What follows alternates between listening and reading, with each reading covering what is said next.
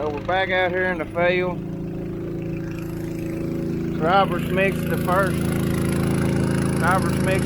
load up. I've been doing the maintenance on the sprayer, checking the oil.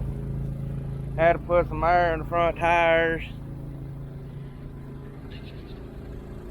I got to tie that wire up. Something left over from the engine swap I forgot. And hopefully we are going to be ready to rock and roll. We got a big day planned out. We got 200 acres to burn down to get sprayed. Hopefully we can knock that out pretty quick. It's all over here around the lake. We done fooled around, got quite a bit of ground over here at the lake. 120 on this farm. Just literally this week picked up a 35 acre farm. That farm we've been working on, it's 24, 25 acres. It's all going to corn this year.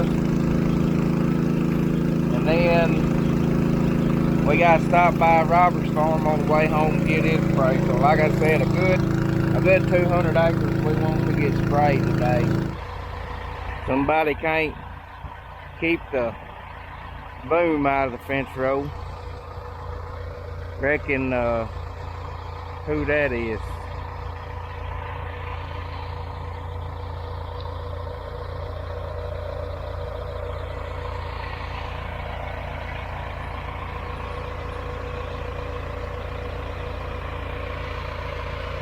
That old bungee strap there, I've rigged this end nozzle up a lot of times with the old bungee strap. We don't normally bring the service truck with us to the field when we spray, but we're so far from the house, I thought might be a good idea in case we have trouble. You know, especially being this sprayer has a totally different engine in it than what originally come in it.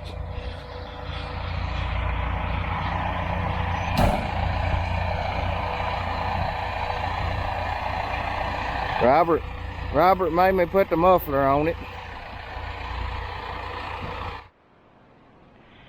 Now here I got a radiator hose blowed off and Robert stuck the semi truck. So hell, I just tell you how my damn Saturday's going.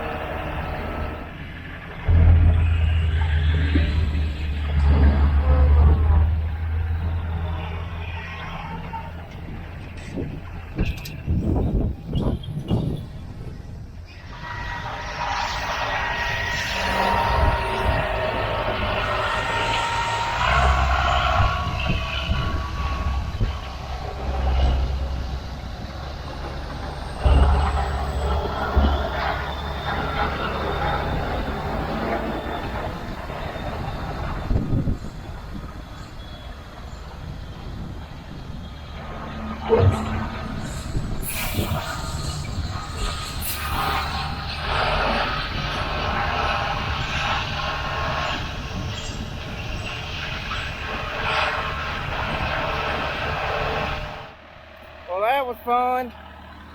Not.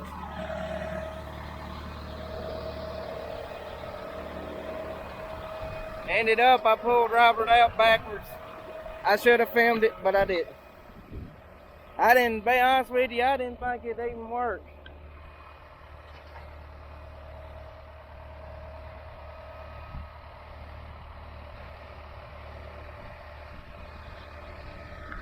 Right there you can see where the wheels were scratching on the sprayer.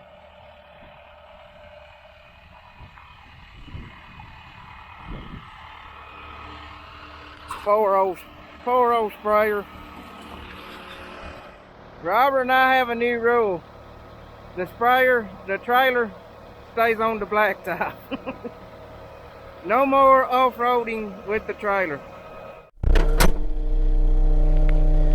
Well guys, let's see how long this lasts this time.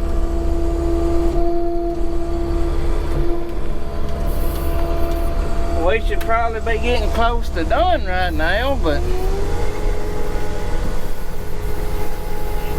I guess the good Lord saw differently. If it was a test of my patience today, I severely failed.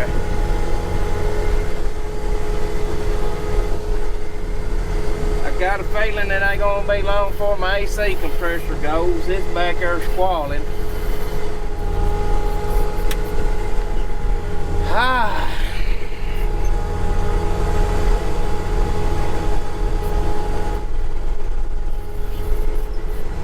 There's some guys planting around, but I don't see how. It's wet.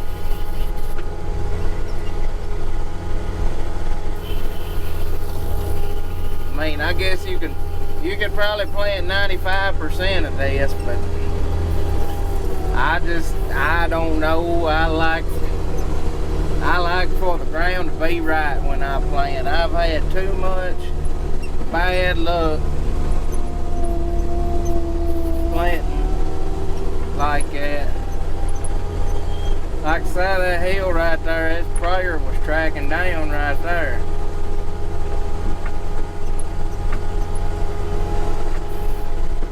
I just haven't, which we're smaller farmers, and which for the size of our equipment, we're getting about to the max for the size of our equipment, really, I think. It's been a day.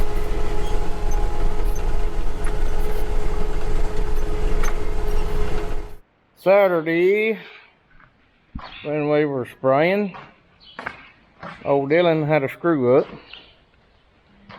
When we was putting that radiator hose on,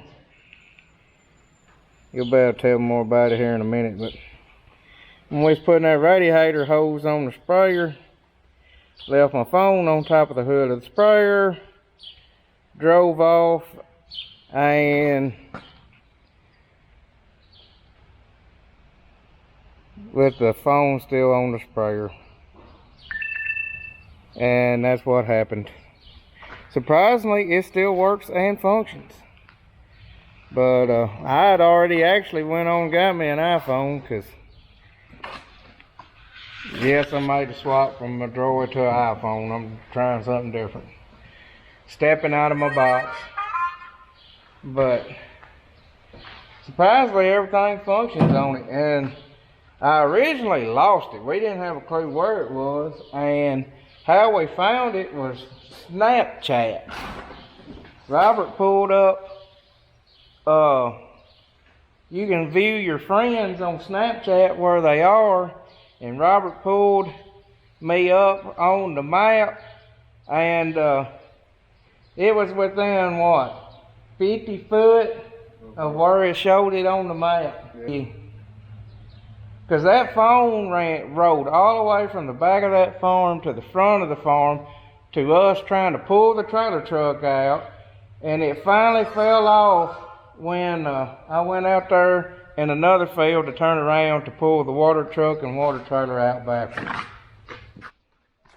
What we're working on today is we had a viewer of our channel here the other day that when we was working on the planter say, I wish we had a porta potty. And he contacted me and said that he had two that he would give me. And here they are.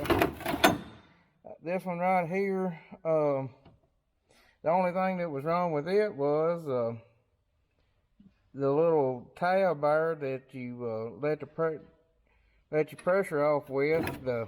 That star-shaped piece was stripped out, so I took it and took the milled welder and tacked it to the end of the shaft. And this one here, the coupler was leaking, and so we just, since we got this one with all the accessories, we just left it like that. And then this one, we just screwed it direct into the bottom of the cylinder. It's just like a regular jack. There it goes. Well, yeah, it's just like a regular jack.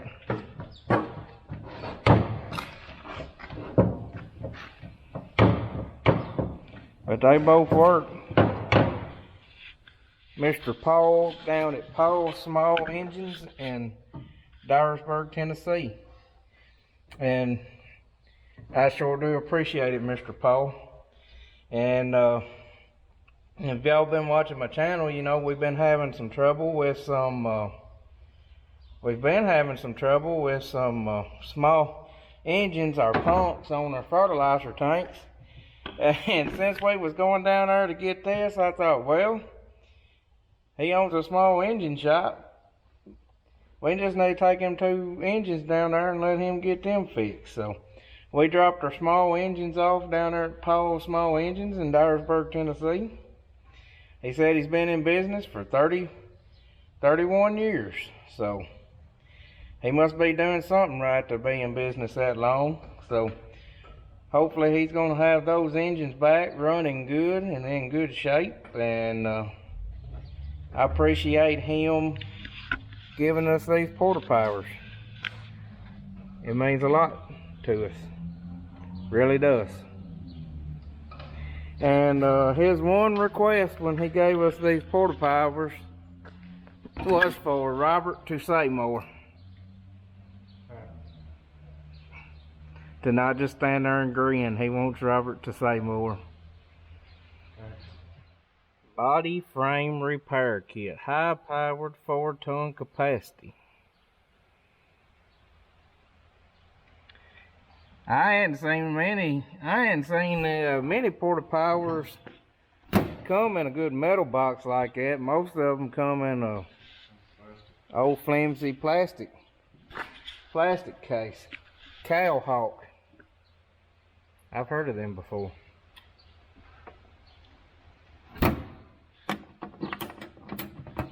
I think this one's a little bigger. I hadn't looked on what capacity it is.